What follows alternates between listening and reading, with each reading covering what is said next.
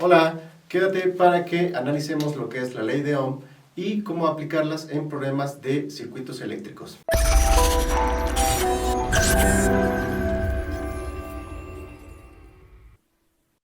Pues como el nombre lo dice, hoy vamos a analizar lo que es la ley de Ohm. Y para analizar la ley de Ohm necesitamos conocer tres variables que son muy importantes para su resolución, que es la corriente eléctrica, que la denominaremos con la letra I, el voltaje o tensión, que lo vamos a ver con la letra V, y la resistencia eléctrica, que lo vamos a ver con la letra R. Sale, pues para empezar vamos a analizar estas partes de aquí, lo que significa cada elemento y qué hace dentro de un circuito eléctrico. ¿De acuerdo? Primero tenemos lo que es la corriente eléctrica, y como nos dice aquí, la corriente eléctrica es el flujo de electrones que circulan a través de un conductor. ¿Sale? Entonces, si ustedes tienen un conductor, recuerden que los conductores más conocidos son los metales. La corriente eléctrica es la cantidad de electrones que pasan a través de ese material. ¿Sí? Digamos que es como si fuera agua que pasa a través de una manguera. En este caso, la corriente eléctrica sería los electrones que circulan a través del conductor. ¿De acuerdo? Después tenemos lo que es el voltaje, que es la caída de potencial en cierto punto, que ya vimos cómo calcular ese potencial y puedes darte una vuelta en los videos que tenemos guardados, donde vemos ese análisis del potencial. ¿De acuerdo? Entonces, ese voltaje usualmente nosotros en la vida cotidiana, en la vida real, lo tenemos asociado a fuentes de energía, como lo que serían las pilas, nuestros cargadores, los contactos en donde conectamos todos nuestros aparatos eléctricos. Es ahí donde tenemos la caída de potencial, ¿sí? Y eso es lo que nosotros conocemos comúnmente como voltaje, o en algunos casos se conoce como tensión. Y por último tenemos lo que es la resistencia, que es un elemento eléctrico que se opone al flujo de la corriente eléctrica. Este elemento dentro de un circuito funciona como una llave de agua, ¿sí? Y esta es la que nos va a permitir regular el paso de los electrones, lo que a su vez va a hacer que nos regule lo que sería la caída de potencial, ¿sí? Eso es lo que nos ayuda, lo que sería la resistencia. ¿De acuerdo? Entonces, ya cuando juntamos todo esto, cuando tenemos todo esto asociado y junto, vamos a llegar a lo que sería la ley de Ohm.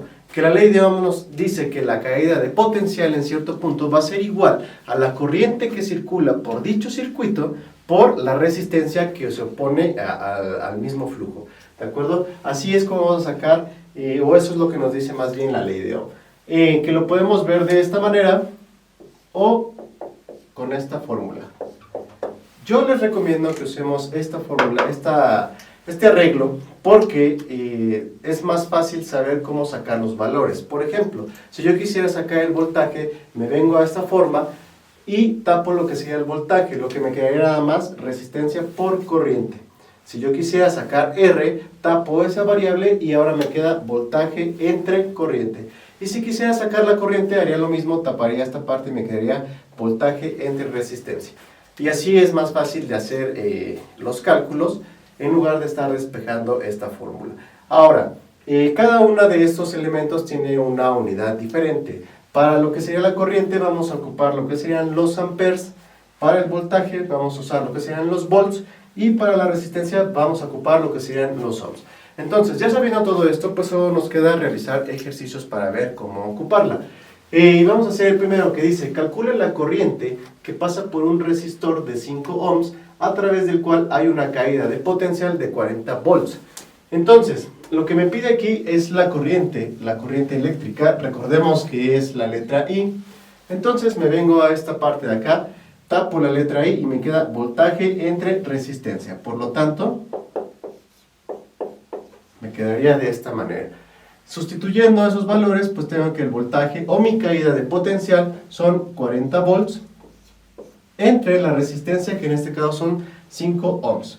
Lo que me va a dar como resultado una corriente de 8 amperes. Y listo. Así de fácil es usar la ley de Ohm. Vayamos pues a resolver otro problema.